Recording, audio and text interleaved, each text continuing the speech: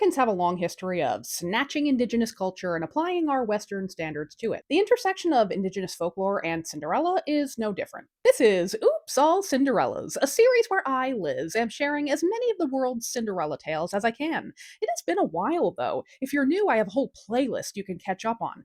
After 50 or so versions, I needed a break, but just when I thought I was done with Cinderella, she snuck back up on me like I was Prince Charming and I fell for her. Today I'm looking at one of two picture book versions retelling Indigenous American folk tales as Cinderella stories, and I'm sharing some research that unpacks the issues in adapting native tales with a Western perspective. Today I'm discussing the Zunis tale, The Turkey Maiden, which was rebranded as a Cinderella tale by a couple of well intentioned but misguided 20th century authors. First, I wish to specify that I am pointing my spotlight on the wonderful work already done by Debbie Reese, a librarian and scholar of the Nambe Pueblo Nation, whose fantastic paper, Proceed with Caution, using Native American folktales in the classroom, originally dug into the issues with the Turkey Girl picture book and other picture books commonly used in classrooms and libraries as authentic Indigenous literature.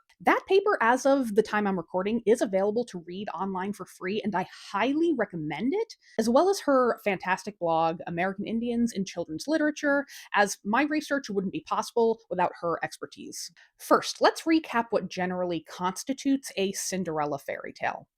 1. The hero is persecuted, usually by a family member. 2. The hero has a magical helper. 3. The hero meets a love interest, usually in some kind of disguise. 4. The hero's true identity is revealed. And 5. The hero gets married. The rules aren't always hard and fast, but those are the ones that pop up the most together. Now let's look at a Zuni version of the Turkey Maiden. I'm summarizing the version from the Zunis Self-Portrayals, a folktale collection told by Zuni storytellers in their language and translated by Alvina Quam. A young maiden was tending to her daily responsibilities of caring for a flock of turkeys when she learned of a yaya dance being held in the village. Her sisters asked if she wanted to go with them, and she told them she wasn't sure if she could because she didn't have something nice to wear. So her sisters left for the dance while she checked in on her turkeys. She was surprised when a turkey spoke up and offered to help her get ready for the dance. The bird sang 3 magical songs, which transformed the girl into a beautiful maiden. The turkeys bid her goodbye, but told the maiden to return after the 4th dance so they could be let out to eat. At the dance, her sisters were surprised to see the maiden and in a new fabulous outfit to boot, but they all danced together. They were so invested that the maiden forgot about her curfew until she was in the middle of the 5th dance. She returned home, but the turkeys had flown out of their coop.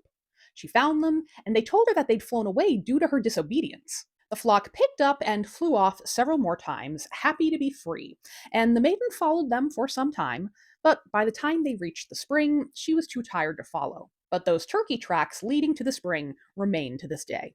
I'm sure you can see where writers like Penny Pollock saw Cinderella in this tale. There's a beautiful transformation, there's a dance, and there's a curfew, and those are motifs we see in many Cinderella fairy tales. But other main staples of Cinderella are missing. The Turkey Maiden seems to have a fine relationship with her sisters. There's no disguise that she wears, and there's no romantic subplot. Now, the dangers in presenting Turkey Maiden as a Cinderella tale are more than just scholarly nitpicking.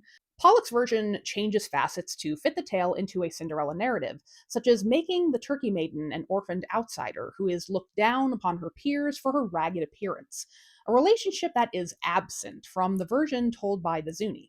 Pollock also applied her own morals to the tale, claiming this story is the origin of why turkeys and humans don't cohabit, and that it teaches the importance of keeping a promise. You may be thinking, well, what's the harm in that? The harm is that for many years, this version of the Turkey Girl and similar picture books have been taught in schools as examples of Indigenous culture, which erases the actual culture behind the tale.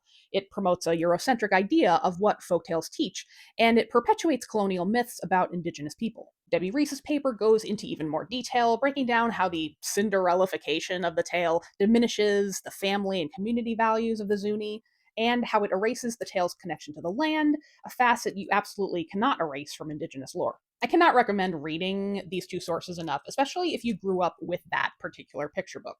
Now, I do want to make one thing clear, especially now in this year of our dumpster fire 2025. This video is not discouraging people from sharing Indigenous folklore.